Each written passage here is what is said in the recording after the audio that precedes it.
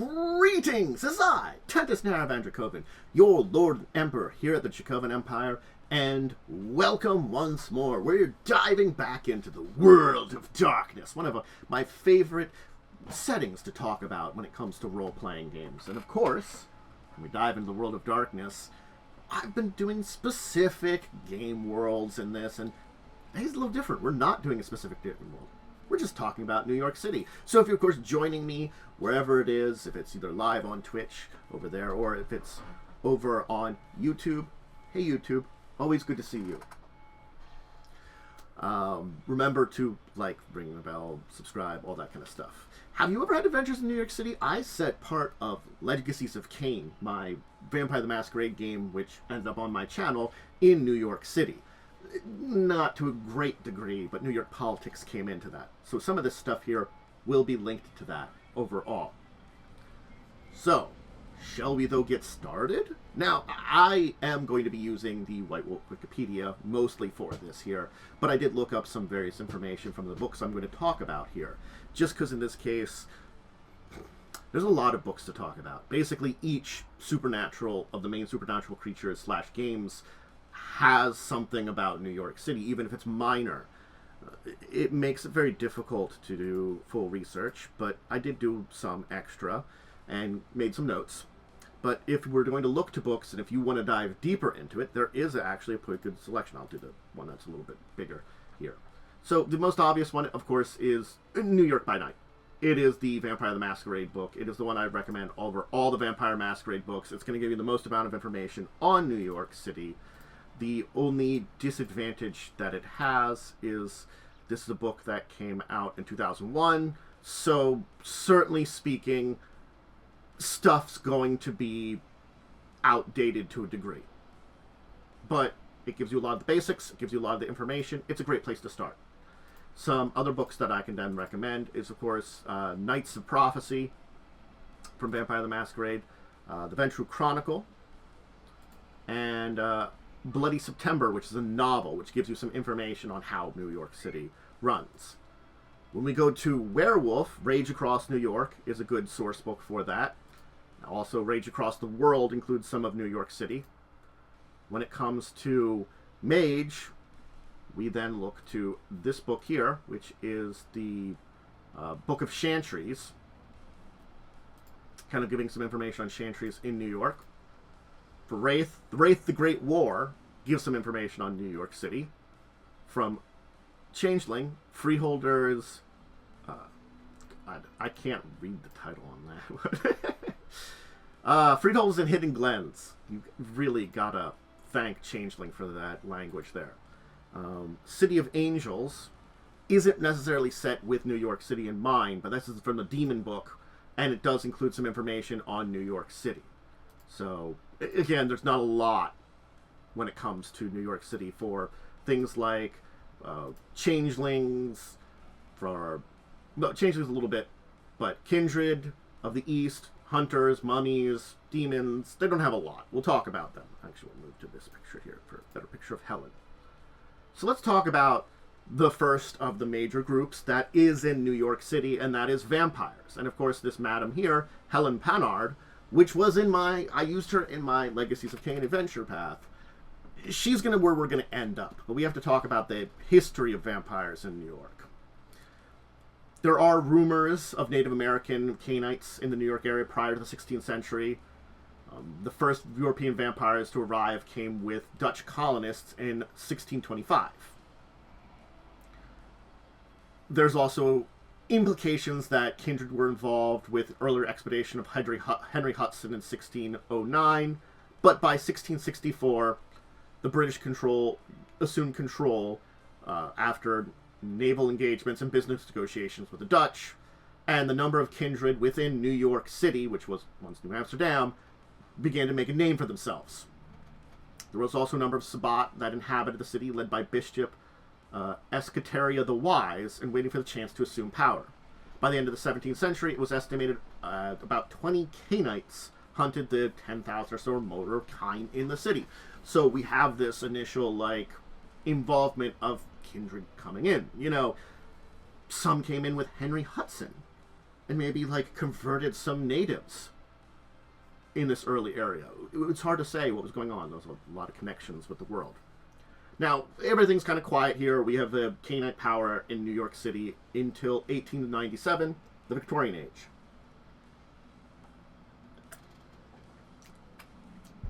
We have both the Camarilla and Sabbat here. The Camarilla led by Dux Bellerum, Joseph Wellesley, along with the Ventru, alongside such Ventru as Catherine Tranador, Amedri de Methuian, and the Nosferatu Trinity, Augustine, Calabros, and Radcliffe with Teeth. And a Chantry of Tremere led by Eleanor Van Hassen. So that's the side, that's the Camarilla. The Sabbat were led by La Sombra Cardinal Francisco Domingo de Polonia, the Bruges Bishop Escatari of the Wise, remember Escatari, we mentioned them before, and her rival La Sombra Bishop Turliv. An outsider Ventru anti-tribune named Thomas Albury. There were some independents in the city during this time period, included non-Sabbat Ventru, anti-tribune, Douglas Callahan, Donatello Giovanni, and followers of Set Lenore. And the follower of Set Lenore.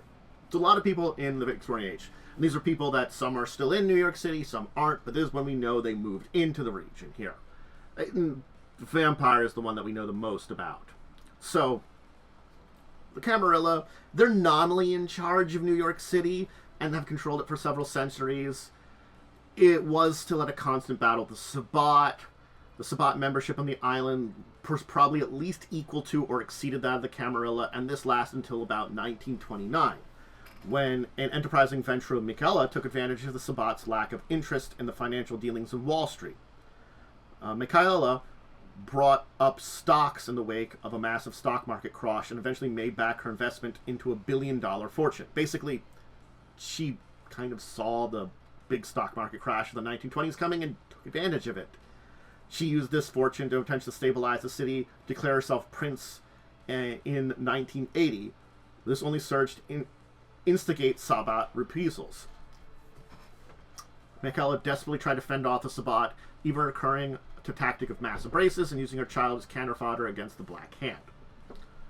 So this all came to a head now when the Sabbat had unchallenged dominance of the city until the Battle of New York in 1999, when a combined force of Camarilla from inside and outside the city successfully swept the Sabbat hierarchy from New York.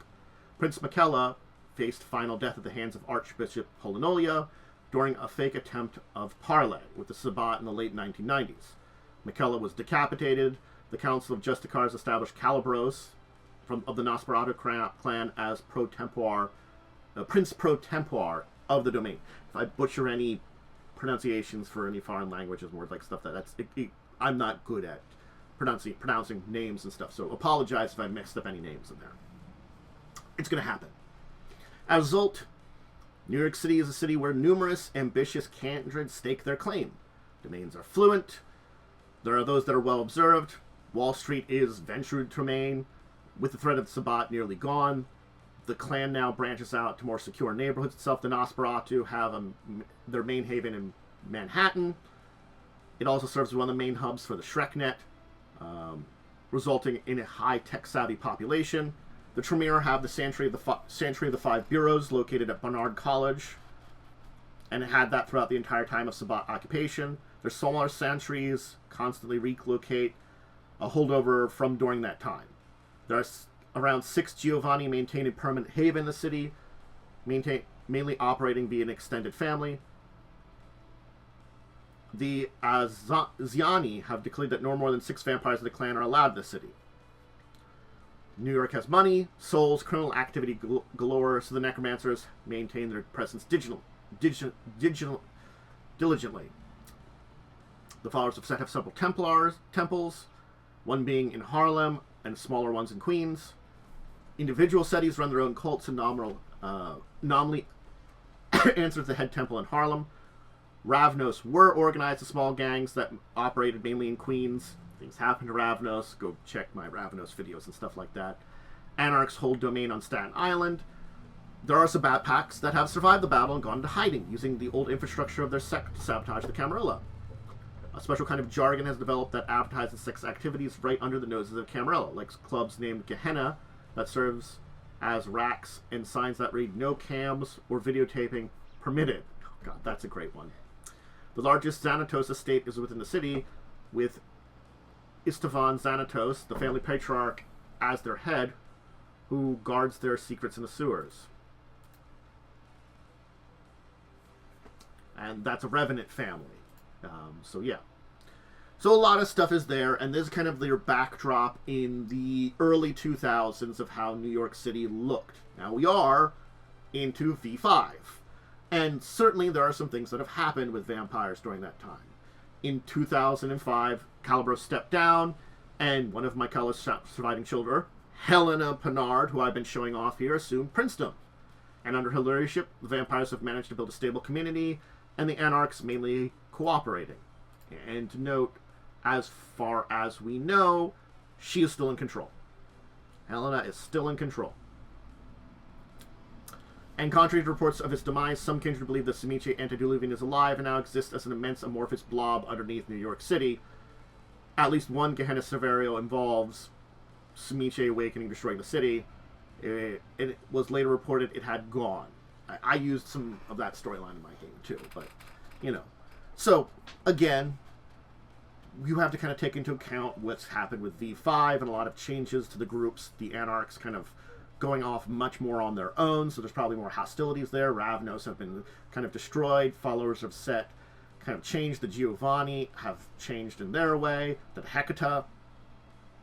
The alterations in the way that the Camarilla works. There's a lot of stuff that's happened in this time period of 20 years that certainly are going to have an effect on how vampires are in New York City. So just keep all of that in mind. I'm setting a stage of how things were pre-V5 storyline. And again, and a little bit of that V20 stuff that happened in there, you know, some of the timeline stuff. So just keep all that in mind if you're going to do vampires in New York City. Just, yeah. All right, let's move on, though, because vampires aren't the only ones in New York City. No. There are plenty of other supernatural creatures. Vampires do have some of the best control. But then we also have to look at Garou, werewolves. There are protectorates in New York State, and that includes New York City. Dad, the gray fluffy hat? Okay. So there is a cairn of werewolf in New York City proper, in Central Park, called the Sept of the Green. There are also 3 other known cairns in the state of New York. So, 4 cairns in the entire state. And one is in the center of New York City, in Central Park. The smallest is near Niagara Falls, and it's called the Sept of the Whitewater. One is located near the Sentinel Range in the Antioch Mountains, with the most powerful, while the most powerful is nested in the Finger Lakes regions near Rochester, New York. So New Amsterdam was constructed over a holy site for Garou. And despite the population of both Worm and Weaver, its sacredness is still untarnished. This is something Garou are proud of in probably New York City, that they've managed to maintain in the heart of this massive city, which should destroy it, one of their holy sites, one of their cairns. The Garou in the surrounding area will refer to New York City distastefully as the city. Bone gnawers and glass waters dominate the local septs, with some Geta Fenris with ties to local neo-Nazi gangs living in the neighborhoods, and shadow lords among businessmen and crime communities. The other tribes keep their distance, only arriving with their prey has fled into the city themselves. The Worm has always been strong in New York City. Turns out, put a city on top of this. Since the time of the first settlers, there has been a worm cult known as the Seventh Generation that made its home there. The cult was eradicated by Albrecht when he received the Silver Crown, but the problems are far from over. There are members that escaped the purge that still have influence among the police, the government, and the law, using this knowledge to spread sickness and locate kinfolk children for their experiments. So yes, the cult overall destroyed, but its remaining members still being threats in the city. Servants of the Defiler Worm have made New York into their center of activities. The eastern branch of Pentex has chosen New York as its home office. Banes of all kinds revel in the pollution and urban despair within the city. Wild Fomori like the Hollow Men dwell in the sewers. The Nameless Tower stands right in front of the Sept of the Green, acting as a pit for the nameless Angel of Despair, Zyzark, a legendary black spiral dancer that rules over it and prepares to strike force to take the Sept of the Green, threatening them constantly. Zyzark is a hell of a name for a black spiral dancer. The nameless Angel of Despair. So yeah, there's like this juxtaposition of the New York control of Garou, kind of, and the constant battle against the forces of the Weaver and Worm because they're in the center of New York. And yeah, the Bone Dollars and Glasswalkers have a lot of control there because they can deal with goddamn cities much more than others, with some of the other factions that are more extreme finding their way in there. Those that have, the Get Offenders that have their very extreme ideals, and the Shadow Lords who tend to work with criminals and business a lot. So yeah, it's interesting to see this juxtaposition of that there's also a secondary battle going on. New York City, it turns out, is a place where a lot of supernatural stuff has gone. There's garbage, pollution, rampant problems, green laws being disrupted. It's the real world of New York City also has so much supernatural stuff going on. But we're not done yet. Garou, that's one thing. Hey, guess what? There's mages. And this is one of the Desperate Alliance. I use them because they are a group that has found, well, a splinter group of them has found their way there. A splinter group of the Wulong. So, hey, what is New York City? But a place of immigrants, a crossroads, where a lot of people that came into the United States arrived at. And so there are a lot of mages of several different patagrons. It is one of the three remaining, it has one of the three remaining hermetic academies, Strauss Academy. Hermetic academies, sorry. It has one of the three remaining here in the city. It's got expatriate Wulong that have fled to the city and formed the branch of House of Hong Lei in Chinatown. The Ngoma have done the same, focusing on native African communities, founding host Ngoma within the order. The Cult of Ecstasy's Children Crusade has a base in the city to hunt up a pedophile cult known as the Seventh Generation. Hey, remember we mentioned the Seventh Generation?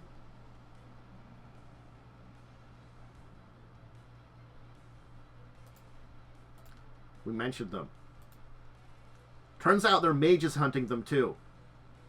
Because remember, I said, they prey on the kinfolk children for experiments. They don't... Yeah. Oh, it's an interconnected part that the Cult of Ecstasy is helping out the werewolves in this case. Just a little bit of interconnection between the worlds of darkness. Balador, the tradition's largest horizon realm, is one of the early aspects within the city. There's a small group of sorcerers like the Morgan Ha-Chav that work with the Lions of Zion to protect the Jewish community in the city. It also houses one of the largest receptories of Knights Templar in the United States. The Tefini, known as Black Shaka, has been recently arrived in the city, seeing its skyscrapers as a similar efforts to defy the lie as his own magic. Now, we just talked about all the normal magical groups. What about technocrats? Oh, they're there too. United Nations there. Wall Street's there. New York has just always been a technocratic presence. So, certainly, lots of other mages and people that use magic in Mage the Ascension are in the city under the backdrop of technocrats. The Syndicate is the one with the most presence. And one of their corporations, Pax Corps, having their main center in the United States in New York City. A construct in Manhattan is connected with Mecca, and scrutinize the population of New York for potential reality deviants. So they're still watching out for mages there. There's also a marauder group, Men of Gotham, have their center in Manhattan and acts as vigilantes. They're quiet warping them into superheroes that fight malicious supervillains. Remember, modders are just kind of crazy, and I had a video about them, that they're unfortunate beings that destroy reality in a way by being crazy mages. So, you know, already we're having interconnectedness, but we're also having, like, these 3 levels of major conflicts going on in New York City, with it just being built in such a way to attract everyone together in a cluster. Now we can't forget Wraiths. Wraiths! You were going to forget them? No. We can't. Because frequent deaths occur in large cities, the New York City necropolis shown here, is one of the one sizable ones in the Shadowlands, being comprised of several formerly independent necropolises like Brooklyn. It was affiliated with Stygia. In its prime, it held the distinction as one of the most corrupt Antarctic necropolis of Stygia's North American territories. The Grim Legion was the strongest in the area, using its influence to strengthen numbers by enhancing the violence within the city, leading to more murders, more potential recruits for them. The Legion of Faith had an outpost in Manhattan, and one of the stops of the Midnight Express was also stationed here. During the New Stygian movement, the necropolis was torn by civil strife. Charon's loyalists allied with spooks against the Grim Legion and its insurrectionists, and nearly 15% of the Wraithly population fell to oblivion during the unrests. That sounds like a lot. I haven't really talked a lot about Wraith in any of my videos, so just keep it in mind. It's a lot, you know. A necropolis is basically like the Shadowlands version of a city. Keep that in mind. It's an amalgam of haunts together. Now, the 6th Great Maelstrom occurs. Most of the Shadowlands were destroyed by that. New York suffered an unusual fate. The Maelstrom, for some reason, formed a whirlwind directly over the city. It folded in on itself, and many of the spirits of New York City in its necropolis were actually merged with the materials of the city, essentially becoming part of the necropolis's fabric. Unable to harvest the few spirits, the specters never managed to hold power over the city. It remains the only known necropolis to survive the 6th Great Maelstrom. So, yeah, that's still in New York. Now, it's not in great shape. It was ruled over by minor Malfian, Vildad the Monger, who made his home in the ghostly echo of Grand Central Station. The Empire State Building also survived and served as a focus, with the jumble, the remains of New York's necropolis slowly resolved. A fierce storm wind, the palisade, protected it from outsiders. So the only way to safely enter the necropolis and the jumble is to travel over the Brooklyn Bridge, unaffected by the palisade winds. It's also to note that where the towers of the World Trade Center, visible in the distance through the palisade, with each tower forever caught in the first moments of its collapse. So basically, remember, it's a city of the dead. That's still there too. An echo of it. An echo of that moment. And both the World Trade Center and the Empire State Building were home to strange phenomena that no spirit, mortal, or Malfian had encountered before. So, yes, the necropolis survives. But also, it's not the same as it was, and there's strange things going on there. And certainly, if you are a Wraith in New York City dealing with that kind of stuff, it's a thing. But Wraiths have had it pretty bad because of the 6th Great Maelstrom. Sorry, Wraiths. Oh, boy. Let's talk about Changelings. We'll be talking about David here. So, New York City. Changelings are not out of the entire thing. It was the site of the climactic Battle of Manhattan during the Accordance War, where the High King of the Returned Sihilde, Lord Daphiel, fell to the troll commander Lyros, who led the commoners in the nobles' absence. When David already became High King and founded Concordia, the city became part of the Kingdom of Apples as the Duchy of the Golden Sigil. As a result, the city has a high percentage of Kithcane, and New York is easily one of the most heavily populated cities in the East Coast among them. So now we also have thrown in Changelings in there because of the Battle of Manhattan. Its ruler, Duke Keladin, as well as High King David himself, maintain winter residence in Manhattan. The Winter Court is one of the city's freeholds, the other is Goblin Town, an Asherian enclave that stretches beneath the city. It is dominated by unseelie knockers. The craftsmen of Goblin Town are renowned throughout Concordia for their handiwork, but also for their cruelty. The knockers occasionally kidnap people, enchant them, and use them as workers within their freehold. They offer their service as the Fulton Fish Market to traveling Kithkane, using glamour to disguise their more exotic treasures. And unbeknown to most, an ancient chimera sleeps in the dreaming around New York.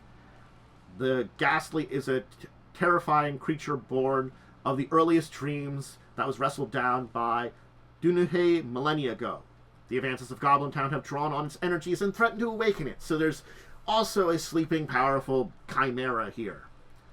Yeah, there is a lot going on. It's a horrible being made of the essence of dreaming. So those are most of the major groups here. We have, honestly, pretty big groups in New York City. And you can see how there's a lot of interesting stories that can easily intermingle. There's a crap ton of changelings there. The wraiths are there. All the mages, werewolves, vampires, all there. But there are more. And we can talk about some of the minor groups that do have a presence there. Maybe they're not as big as the stories, but they have them there. And we can start with the Kuei-Jin. Because the Kuei-Jin do have a foothold in there. During the Great Leap Outward, the Kuei-Jin arrived in New York City. And they have taken up residence in the local Chinatown. Remember, I talked about some of the mage groups that are in there? Probably either compete with them or work together with them. That would be kind of up to you, and I don't know if they talk about it much, how they work together or compete in that region. But yeah, Kuei-Jin are in the city too. Not in great numbers, but they're there. Hunters are there too. I'm using the guy from the Hunter of the Reckoning game. So, New York City is bereft of many organizations that hunt the supernatural, in general. I wonder why. The supernatural's there in the great bigs. So, in their place, criminal organizations like the Mafia and the Tong take a view with supernaturals that infringe on their turf and are ready to defend them with violent means. So, yes, beyond hunters, those that hunt the supernatural, surprisingly, but not surprisingly, not a lot there. Turns out when there's a large concentration of all kinds of supernatural, they keep that shit down. And yes, criminal organizations become aware of them and go against them. But there have been a surge in imbued manifesting amongst the population. They just don't have contact with each other. So, yes, in the last couple of decades, a lot of shit has had happening in the region. Certainly things with the Sixth Great Maelstrom, the near-apocalyptic events. And yes, that has resulted in more imbued now coming in. So, hunters. They're individuals, they deal with things, they don't really work together as much. Not yet. They're not organized. Doesn't mean they couldn't, but yeah. There's also, guess what? Mummies. Immortals have walked New York City since its inception, both of Egyptian descent and others. Several had taken up residence in New York before the Sixth Maelstrom. It is uncertain how many of the immortals, the mummies, remain or have returned since the Sixth Great Maelstrom. Certainly Sixth Great Maelstrom and its less effects on New York City means that some of them probably survived, but whether or not they have a major presence left over in New York City is really hard to tell, because we don't have documentation post that time period with Mummy the Resurrection. It's unfortunate. We just haven't had an update to the game to know enough about what's going on with them. Then the final group we can talk about is a very interesting picture there here. Demon the Fallen. Because the Fallen have arrived in New York City and formed a court, with a local tyrant being as powerful enough to be recognized as a baron. The tyrant communicates with other courts through agents that are placed under his protection, like the Devourer Panate. So this is what we know about. There's a court of demons also in the city. Yeah. But of course, major locations are like Chanter of the Five Boroughs, the Tremere bases, Bernard College, George Washington Bridge, the Harlem, Manhattan with the Sterling Hotel, Goblin Town, the Bronx with the Crescent, and the Sept of the Green. So we know about a number of major places. I could dive into Harlem a little bit more. There's some residents that you can talk about there. Now, the place I can talk about people that live here. We have a bunch of characters that we know about in the region. But certainly, let's go back to the map of... actually, we'll go back to New York by night. It's just a thing that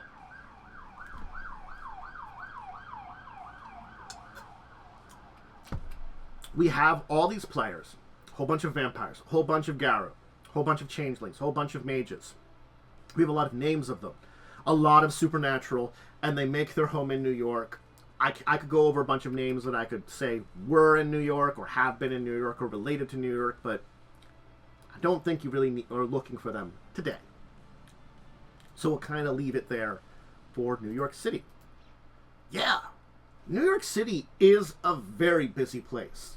I don't know how many of videos like this I can do in the future talking about these places and regions in the world or cities, but New York City is one of those ones I can pick it up and put it down in front of you and say, hey, a lot of shit happens here.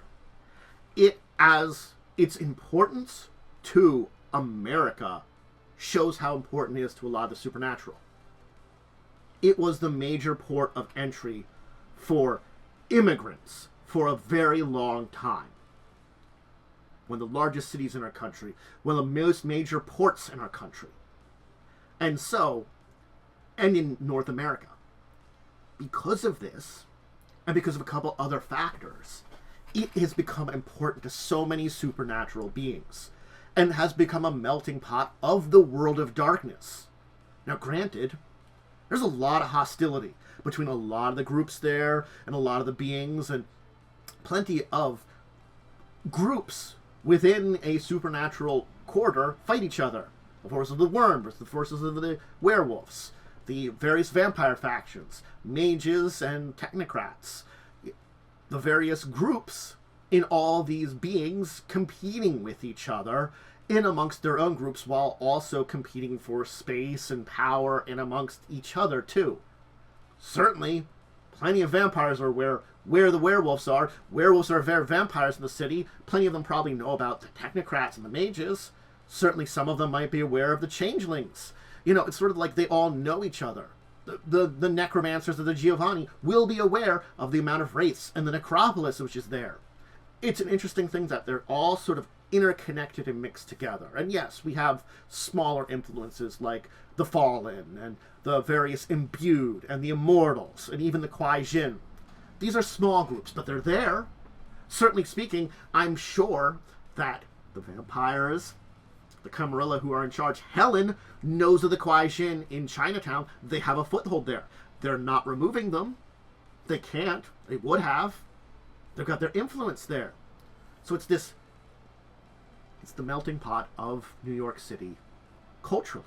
Is also a melting pot supernaturally. It is the interesting thing about New York City, and a lot of major things have happened here that make it an important place, both historically in real world and historically supernaturally. It's a fascinating place that's filled with stories. And plenty of stories. If you want to interconnect your World of Darkness games, New York City is a very easy place to do it. Certainly you can play your World of Darkness games anywhere in our world, but most of them are going to be built in a certain way. If you're going to be building a place that's going to be more vampire related, more mage related, more werewolf related, New York just has a little bit of everything. And yeah, I can have a New York game where I play with vampires and I never deal with anything else supernatural, where I can just dive into it and reflect on the melting pot, which is supernaturally even New York City. But that'll be it for today. I hope you enjoyed. If you want to see any of my tabletop related stuff live, I just give you a basic schedule. It's Tuesdays, Thursdays, Fridays, Saturdays is a backup day if I miss any of those days.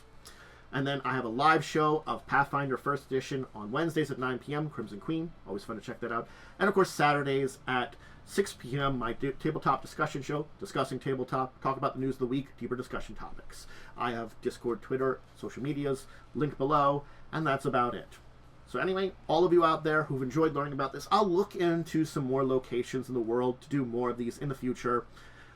That'll be kind of like a mixed bag of all the World of Darkness, because it is a unified universe that is just filled with a bunch of different games that are semi-compatible, and because of that unified story, it's always good to talk about it a little bit.